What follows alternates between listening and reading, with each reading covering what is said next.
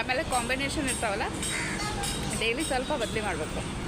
ಒಂದಿನ ಬಾದಾಮ, ಪಿಸ್ತಾ, ಗೋಡಂಬಿ ಹಾಕಿದ್ರಂದ್ರೆ ಇನ್ನೊಂದು ದಿನ ಮತ್ತು ಬೇರೆ ಬೇರೆ ಥರ ಅವ್ನು 3 ಬಿಟ್ಟು ಅಂಜೂರ, ಆಪ್ರಿಕಾಟು, ಖಜೂರಿ ಹಾಗೆ.